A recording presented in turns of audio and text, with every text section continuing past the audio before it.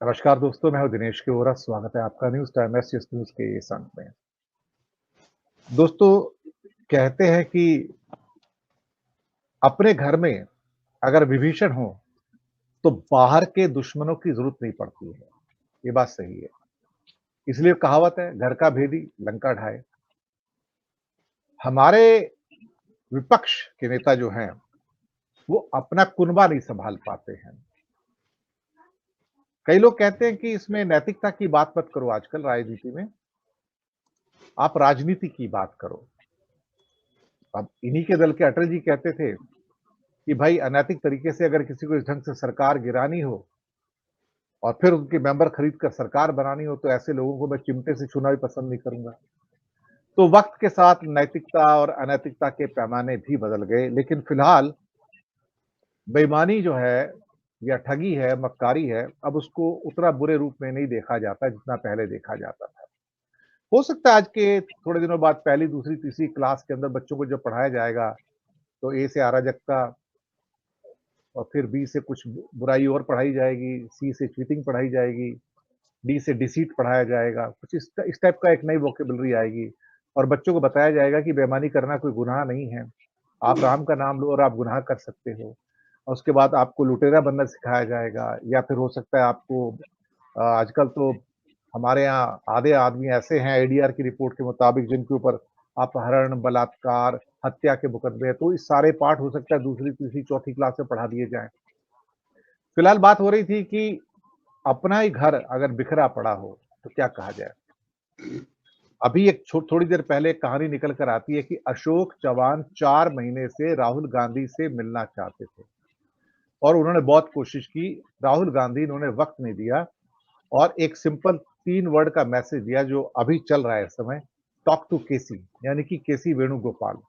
बस इतना कह के छोड़ दिया है कि राहुल गांधी अपने लोगों को वक़्त नहीं देते हैं, उनकी ओर ध्यान नहीं देते हैं और कहीं न कहीं उनकी आवाज़ को अनसुना करते हैं और जब विद्रोह हो जाता है तो फिर उनको क्या कहते हैं कि फायर फाइटर्स याद आते हैं। हालाँकि इनके पास एक बहुत अच्छा फायर फाइटर है, द बेस्ट इन इंडिया, लेकिन उसकी वो सर्विसेज़ कभी लेते नहीं है, जिसका नाम डीके शिव कुमार है। और मैं हमेशा उसको मानता हूँ कि एकमात्र ज़मीन से जुड़ा हुआ नेता अगर कोई है इस समय कांग्रेस के अंदर तो डीके शिव कुमार है।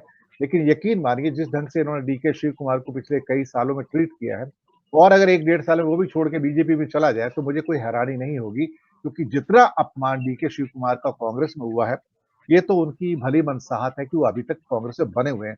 वरना कोई उनकी जगह कोई और होता तो अब तक कब का छोड़ के चला गया होता और बीजेपी की ओर से कर्नाटक का मुख्यमंत्री बन गया होता था, मैं आपको गारंटी से कह सकता हूँ। क्योंकि डीके शिव कुमार जैसा स्टार किसे नहीं चाहिए। लेकिन क्या कहते हैं ना कि कांग्रेस बेसिकली अपने स्टार्स को उठाकर शायद कहीं तहखाने में डाल देती है कि हमें तुम्हारी जरूरत नहीं है, वी कैन मैनेज। उनके पास बहुत अच्छे-अच्छे लोग हैं जो काम करने वाले हैं, केसी वेणुगोपाल है, पवन खेड़ा है, रणदीप सुरजेवाला है, अजय माकन है। ये लोग अपनी सीट कभी नहीं जीत सकते, इसलिए कर्नाटक का सहारा ढूँढते हैं, हैदराबाद का सहारा ढूँढते हैं कि वहाँ से घूम फिर के राज्यसभा में आए और अपने 6 साल की क्या कहते हैं ना कि राजगद्दी जो सुरक्षित कर लें। बातचीत बहुत सारी है कि घर के भेदी काफ़ी हैं लंका ढाने के लिए, इन्हें किसी दुश्मनों की ज़रूरत नहीं है। तो बीजेपी तो आके इनको इनकी औकात बता रही है देखा जाए तो। हालाँकि बीजेपी को मैं हमेशा मैं क्रिटिसाइज़ करता हूँ कि उन्होंने जो अनैतिक तरीके अपनाए हैं, वो शायद किसी भी किताब के अंदर नहीं लिखे हुए हैं। बातचीत करने के लिए हिमाचल की पुण्य भूमि से दिनेश कुंवर जी स्वागत है आपका। गुजरात की द्वारका की पुण्य भूमि से प्रशांत गढ़वी जी सर आपका स्वागत है। बिहार से हमारे मित्र यानी कि पटना की पुण्य भूमि जो कि गुरु गोविंद सिंह की भूमि भी है और बौद्ध की भूमि है, सर आपका भी स्वागत है। हमारे साथ प्रशांत कौशिक जी आज पहली बार जुड़ रहे हैं मेरठ से, उत्तर प्रदेश से, सर आपका स्वागत है। और दिल्ली से भारत की राजधानी अरुण कुमार शर्मा जी सर आपका बहुत-बहुत स्वागत है। सबसे पहले आज दिनेश कुंवर जी आपके पास ही आ जाता हूँ। अपने घर वालों को नहीं पता कि अपने घर में क्या हो रहा है। विक्रमादित्य क्या कर रहे हैं, प्रतिभा सिंह क्या कर रही हैं, सुखी को नहीं पता। राहुल गांधी और प्रियंका गांधी को नहीं पता। वो प्रियंका गांधी जिनका वो दूसरा घर है हिमाचल प्रदेश। कमाल की बात है ना साहब। वो बाहर आते हैं, 40 मेंबर हैं और उन्हें इस बात की ठनक तब भी नहीं लगती जब बीजेपी अपना मेंबर खड़ा कर देती है वहां पर कि 25 मेंबर है, उन्होंने मेंबर खड़ा कर दिया। आप समझ जाओ कुछ होने जा रहा है।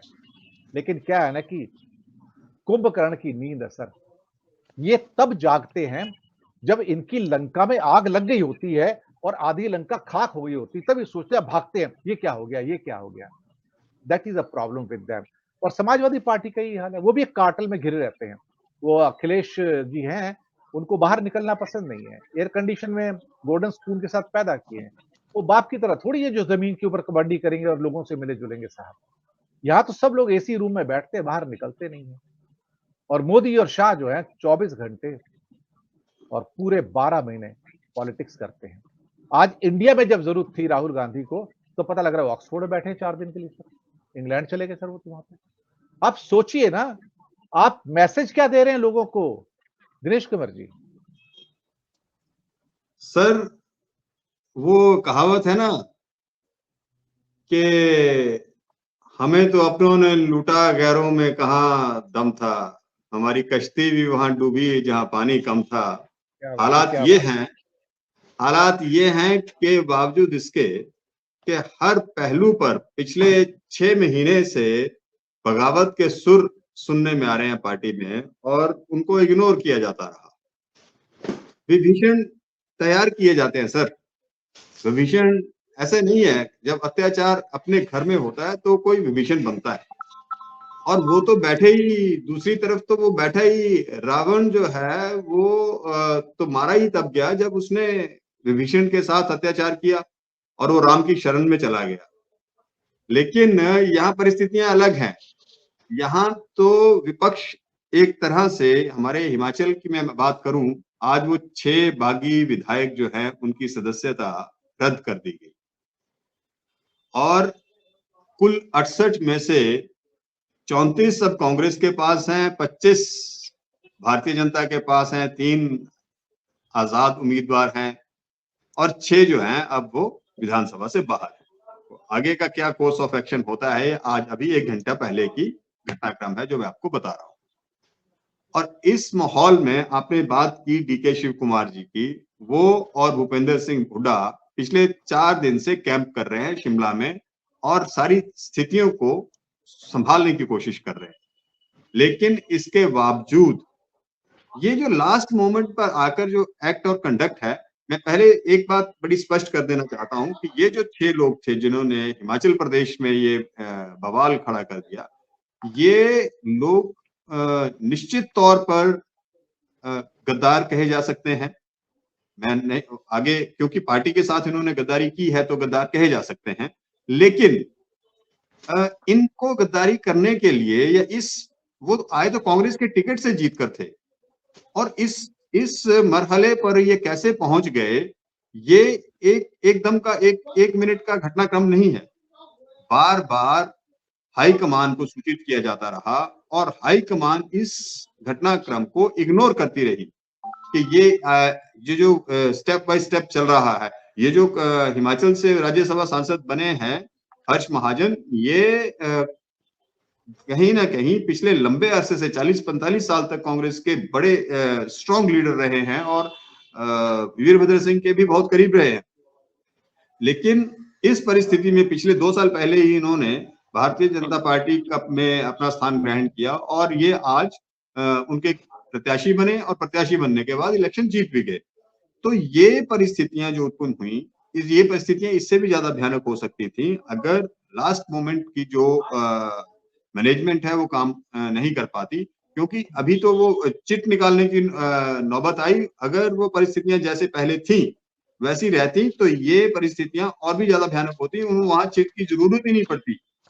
तो इस परिस्थिति को संभालने के लिए शायद प्रियंका गांधी भी कहीं ना कहीं उन्होंने इग्नोर किया है। राहुल गांधी जैसा आप बोल रहे हैं, वो वहां पर लीडर्स उनसे मिलने का प्रयास कर रहे हैं और उनसे वो मिल नहीं रहे हैं। हालत ये है, आपका कनेक्ट, आप लोगों से मिलने के लिए पदयात्रा कर रहे हैं, आप दौड़े हुए हैं मणिपुर से लेकर, अब आपका चल रहा है भारत जोड़ो न्याय यात्रा चल रही है, आपने केरला से लेकर कश्मीर तक आपने जर्नी कर ली, आपको बहुत मासिव सपोर्ट मिला है, इस बात में कोई दो राय नहीं है।